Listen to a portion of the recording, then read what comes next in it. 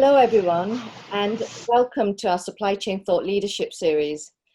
I'm delighted to introduce Dr. John Gattorna, who is Executive Chairman of Gattorna Alignment, a Sydney-based specialist supply chain advisory firm. Now, Dr. John Gattorna has also led academic roles as a Senior Research Fellow at both Cranfield School of Management and Oxford University in the UK in the late 1970s. John's work has made a major contribution to industry and also in academic. And today it gives me great pleasure to have a conversation with John Gattorna about his career and the contributions and the impact that his research has made over the decades. So John, I'm absolutely delighted to be having this in conversation with you today. And what I would like you to do is first just begin with telling us about your career and how you got started, and then let's go into the impact and the contribution that your work in supply chain management has made. Okay, thank you, Amira. It's I'm delighted to be with you today. In respect to my career, I'm clearly reaching the twilight of my career now. I started life as a young engineer and spent several years working for 2 or 3 major corporations, including 2 American corporations in oil and gas and in construction. But at one stage, then I actually made the decision to do an MBA, and I was getting a bit disillusioned with engineering. I did my MBA, and I met a Fulbright scholar who was visiting Monash University in Melbourne in those days. And he introduced me to distribution management, which is what it was called back in the early 70s, if you might recall. Probably you weren't even born in those days, Amir. But funnily enough, I got very interested in it. I did a minor thesis and got interested in it. And I went home one day, said to my wife, and we had 2 small children, 2 boys, 2 and 3. I said, look, I think this is, I'm getting more interested in this field, and the hobby is becoming more interesting to me than my career. And to make a long story short, I'd made contact with various people around the world, and I'd settled on Cranfield because I like the industrial approach to Cranfield had, that applied approach to research.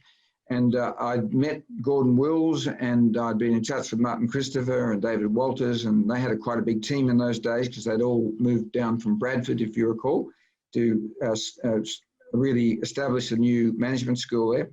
And so we all set sail for England. I'll never forget it because I went to the student union and bought a one-way ticket for my wife, myself, and 2 young children for 999 Australian dollars one way. So, I was determined that we were going to do what I was going to do, and I wasn't going to give myself a return ticket, an easy way out. So I painted this great picture of, English villages and thatched cottages to my wife, and she bought it. But when we got there, it was raining. Cranfield, as you know, is the most ugly, village in the whole of England. But look, it didn't start well, but look, it got going, and I settled in there and got through my PhD in record time. I think I did it in 2 years and 3 months. And I was asked to, and I did it very consciously in the sort of channel strategy, logistics area, and did a lot of work with UK retailers along the way, looking at innovation and how innovation was being introduced by retailers, and all the benefits were going to them and all the costs were flowing to the manufacturers at the other end. So there was a lot going on, and we out of all that, we did studies, and we turned things around for a lot of the UK manufacturers, who eventually the retailers agreed that, the benefits should be shared. And I went on the stuff and sort of got involved with Martin and Christopher, and we became firm friends. We did a lot of interesting research.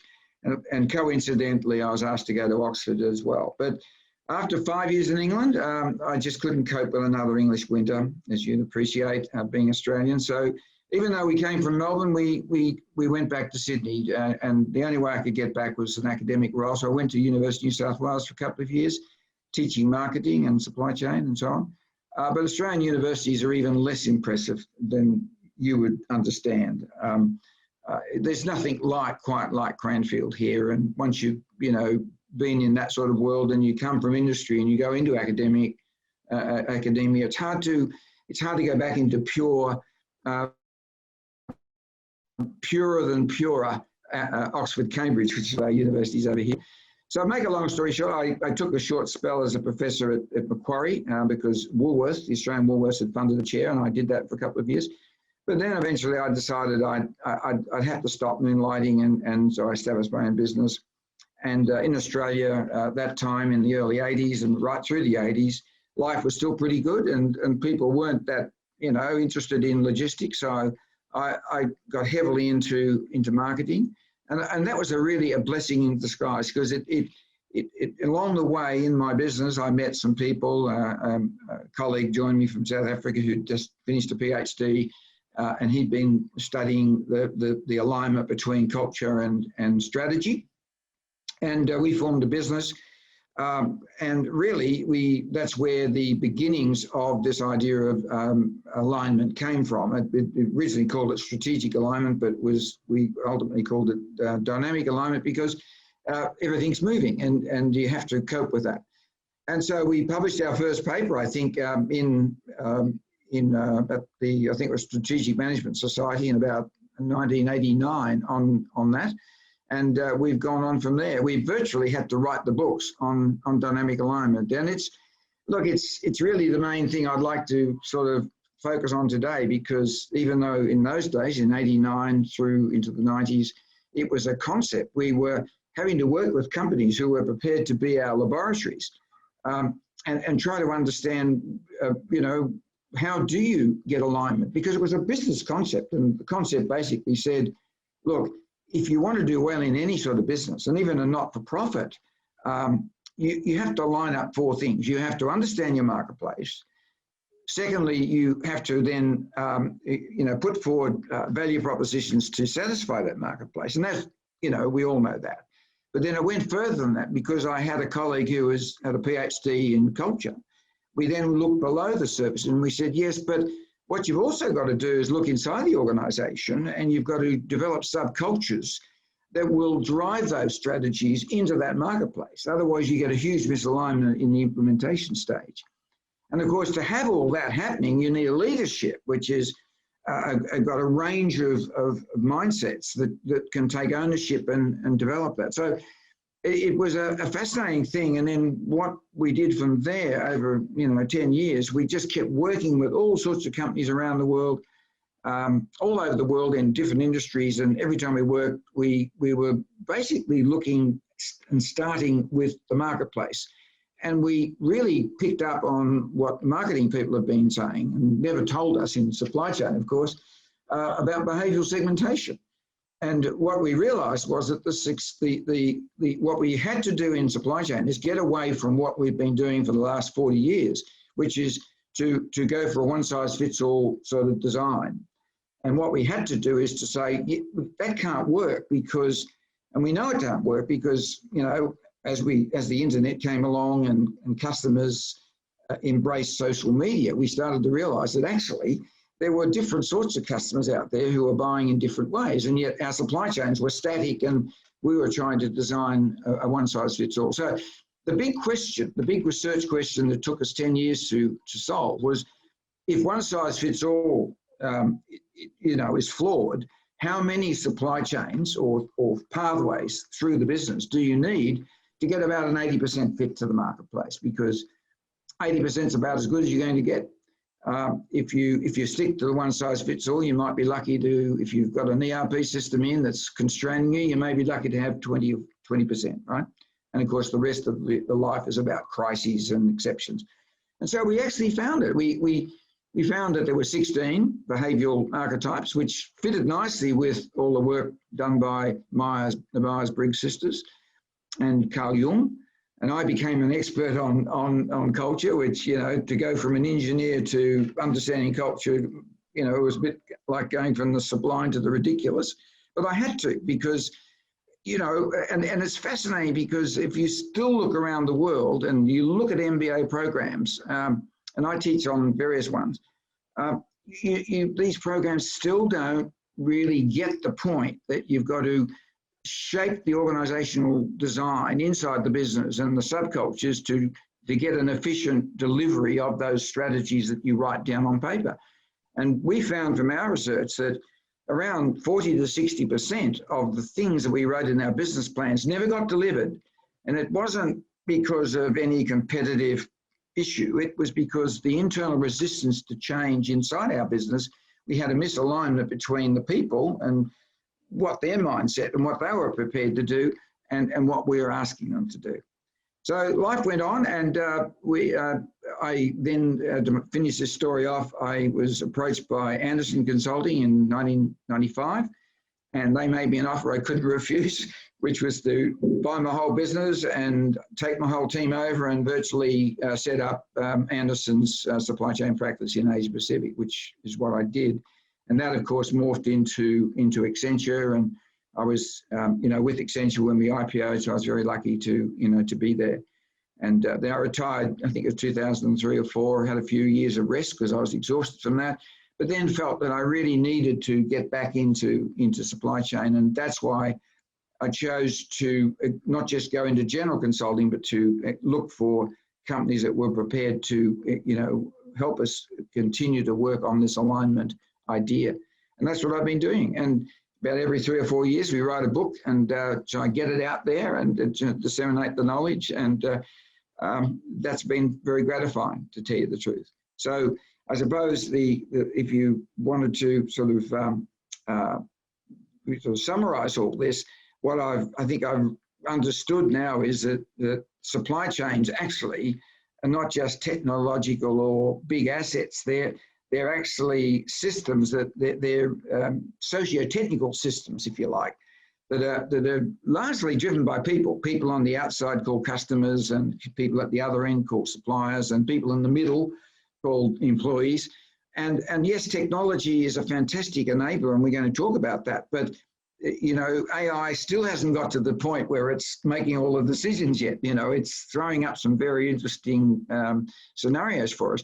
But the judgment of people, and particularly customers at that sort of consumer end, or even the business customer end, is still what's really driving supply chain. So I picked up a lot on design thinking, and came to view the world that we have to look at the world from outside in to and reverse engineer back into our business to be much more efficient at designing our supply chains to get a much better, much more effective use of our resources, particularly now where we're in a volatile environment. When we're in a sort of long, sort of gradual growth period, you could sort of stay in bed and still make money. But now, of course, we're in a world where there's, as Jim Collins talks about, he says, we're in for an extended period of ferocious instability and variability. Well, that's going to affect our supply chains. And so we need to be thinking of ways to make our supply chains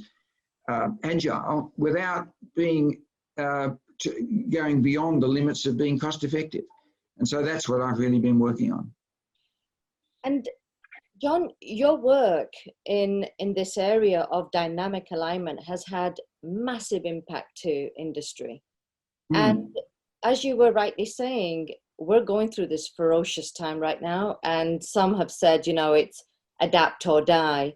The need for greater flexibility in our supply chains and agility, and you know this better than I do. I mean, we've been talking about agility in supply chains at Cranfield, for the last 30 years or so, right? So these are not necessarily new concepts. However, what we find increasingly so when we are working with businesses is the lack of take-up of these concepts, right? I mean, we as researchers have, set these up for a long time. And now we've hit this period of, and we've been there before, right? But nothing quite like this year, 2020. And this need for really trying to re-engineer our supply chain processes, the outside in, as you rightly said, thinking more about, not just, it's sensing demand, but also shaping that demand. And you've done a lot of great work in this area. So John, tell me, maybe a little bit about the impact that you've had on retail, because as we've seen, particularly in the United States and in the UK, retail really is having, retail supply chains are having a huge shakeup. And I know that you've influenced many retailing research. Tell me a little bit about that, and then let's move into what you think the impact this year is going to have on supply chains generally. Okay. Well, look, I probably haven't had as much impact on retailing as I would have liked, even though I was sort of an associate professor of retailing for a couple of years at Macquarie, and tried to, and really got to know retailing very well internationally, and not just here in Australia. I've found that there's a huge sort of variance in retailing. Retailing's been a very, how can I put it, non-cerebral type of business for a long time. If you know the early history of companies like Tesco and that, it wasn't until the 70s and 80s that we got any really cerebral chief executives there. It was before that, it was pile it high and sell it cheap, and that's been the philosophy. And here in Australia, we've got 50, 60, 70 billion dollar type retailers, two of them which are in the top 10 in the world. But again, it's not exciting stuff. Perhaps some of the most exciting retailing I saw was in South Africa with Pick n Pay, where they tried to create an environment with all sorts of themes and things that, to get people in and to excite people so that while they're in that environment, they would buy. But it's very difficult to make grocery shopping exciting. I mean, I think some of the folks like Loblaws in Canada have done a fantastic job with Fresh and some of the others since then, and that's made people excited. So it's been a difficult one for me. I've tried to help department stores, Grace Brothers here in Australia, but department stores are really a dying breed, and it's slow and it's a death by 1,000 cuts. But they haven't got the clock speed that the specialists have got. Like the Zaras, who not only do they design and manufacture, but they have their own store networks, and they get that real-time information back. You don't see that in department stores. So I'd have to say that I haven't really been as successful with retailers. I think the good thing that's happened, though, and this is what's drawn retailers screaming into reality, is the coming of e-commerce, because a lot of them, of course, were very loath to get into that in the early days. They wanted to keep their bricks and mortar, and they wanted to treat e-commerce demand as a very side issue, and a lot of it was done very ineffectively. But I think COVID has shown us that the e-commerce uptake and the consumers out there, they want this. They want this connection. And yes, we do now talk about omni-channels, and we want retailers to have the systems that can see an individual consumer like me, irrespective of what store I go in or whether I use e-commerce. They want to be able to look at me as a total consumer and understand the pattern of my buying, and that's happening. And I think companies like Tesco have done a great job in the UK trying to understand and getting close to this behavioural idea through their sort of loyalty cards and things, and so data is, data and data analytics has started to help. But I think if I had $1 billion and I was being asked to invest in something, I don't think I'd really want to invest in retailing today. Certainly not traditional retailing. I think the sort of retailing that we're seeing amongst some of these specialists that are connected to their market and understand their customers would be far better. Where I think I've had a lot bigger impact is on the industrial world. Now, if you look at the industrial world, there's some big brands out there, like Caterpillar and Cummins Diesel and all the names. But in supply chain terms, they've been pretty ordinary, to tell you the truth. And I spent the last 7 or 8 years working with Schneider Electric, the big French company in electrical components and energy efficiency. And with the right sort of sponsorship inside, executive directors and VPs, etc., we've had a massive impact. Their supply chain, they've rationalised their manufacturing, their DC network. We've modelled their entire global network. They bought into the idea of customer segmentation and the 5 supply chain types that we've ended up with. And to tell you the truth, they have saved billions, but they've also put on the top line as a result of the greater customer satisfaction that's coming from this better connection with the customers, their revenue impact of the supply chain has gone up amazingly. And and the evidence is there. If you look at Schneider Electric, they came from nowhere about 4 years ago to number 4 on the world's Gartner list and number 1 in Europe, and they're still going. And you know, and I have this idea of this flywheel effect, this idea that, and this is what Jim Collins taught Amazon in the early days, this idea that you've got to have a circular series of things you do that build on each other, and as long as they keep building on each other, you can speed up that flywheel. And if you're doing the right things and you're efficient, the flywheel gets a huge momentum, and you just become a profit machine. And that's what's happening with companies now, apart from Amazon, companies like Schneider Electric.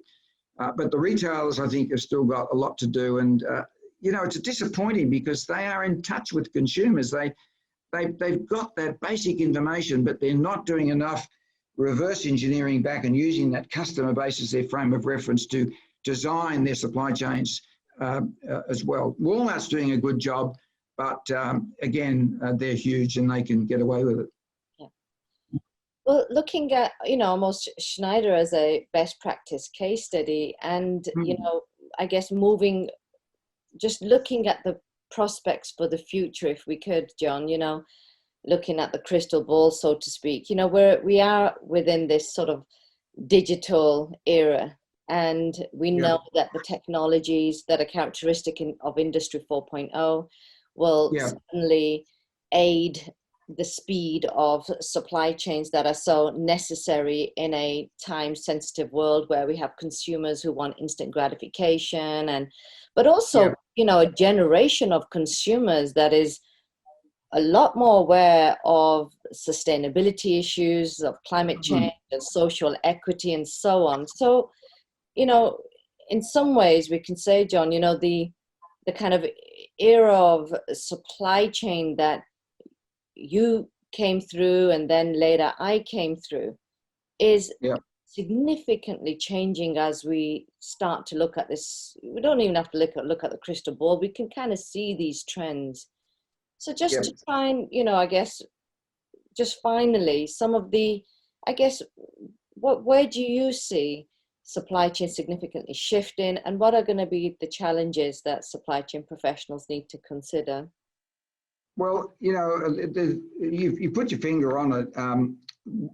What we've got to do with our businesses and the supply chains that run through them is we've got to speed them up. And so I look these days at this idea of resilience, and that means you've got to recover if there's a major disruption. But on a day-to-day basis, it means if you get an order from someone and you dispatch that order, you've got to know where it is at any given time, and you've got to make sure that if there's an interruption to delivery, that is noted straight away, real time, and that you send an alert out to your customer, and the customer knows, and then eventually it gets to the customer, and you get an electronic proof of delivery, and then the whole circle has changed. So I look at the world today now as the future is going to be, the successful companies are going to be just fully agile. They're going to be agile in the sense that they will have agile supply chains that will do things for those customers who are demanding and want agility and are prepared to pay for a premium on an ongoing basis. We'll call that business as usual. But then there's also a need now for extreme agility, which is to have a dedicated team running scenarios, building models, and getting ready for the next major black swan event. Because 4 or 5 years ago, I was saying this is a part-time activity. Now, having been through COVID, I'm saying it's really a full-time activity for $1 billion business. So there's a second level of agility, right? And the great thing for retailers is that if you get that level of agility and you're putting out your ranges and you're getting your product into store and you're measuring how it's being sold and you're replenishing, you almost don't have to worry about markdowns anymore, because you know you're so close. The order, if you like, acceptance and the delivery to the store is so close that you don't have these long periods of 6 months where the colour may change and things go out of fashion and people have to put things, you know what I mean, that sort of thing. So in a sense, it's a fascinating thing that the faster we can drive the organisation, not just our supply chains, but the whole cadence or tempo of the organisation, everyone in the business, from the HR people to the accountants to everyone does work faster. That is going to help, and that will help us too in those days of extreme. So we need those three levels. We need the sort of business as usual. We need to have the extreme disruption capability, and we need the organisational clock speed, all working together to get the organisation working fast, cost effectively, and satisfying customers to the point where things like stockouts don't matter, because if you wait a week, it's replenished, or if things like markdowns don't worry anymore, or obsolescence because we don't have any. Things are moving so fast. So that's, I think, the future. And we've got to do that in a sustainable way. And we've got to do it in a cost-effective way. And that's the challenge, I think, going forward. We don't want to be overkilling and putting huge buffers around the world and having stock laying around and eating its head off. I'm not talking about that at all. I'm talking about being very clever. For instance, with Snyder, to give you an idea, they had 48,000 lines in Australia. They had 7 DCs. Their processes of bringing stuff in, and they had some factories as well, was pretty, convoluted. What we did is we did the research, found out that there were about 1,000 items on their range that people bought on a continuous basis. So guess what? We put those 1,000 items in each of the DCs, got rid of the other 38,000 items, put them in a central agile DC in one location, and then flew those in when they were needed. Bingo, we've just saved a huge amount of money, and we've got customers just as happy, and they're a lot more competitive. So, doing things like that, but you can only do it with confidence if you understand the structure of your market. And that's the bit that I think we've all been missing. Wow, John, and that is a really good point to end on, the example that you've just provided there. I want to thank you, John, for this conversation today. It's been thoroughly fascinating. And, your work on dynamic supply chains and alignment and on segmentation has been revolutionary. It's really helped encourage not just the research world, but it's made significant contribution to supply chain organizations. So thank you for that major contribution that you've given. I know it's inspired a lot of my research, and will continue to inspire, business world and academia for years to come. So it's been a real honor to have your time here today, John, and I'm going to look forward to many more conversations with you in the future. So thank you so much, John. Thank you, Amira, and stay well, and we look forward to staying in touch. Bye now. Thank you.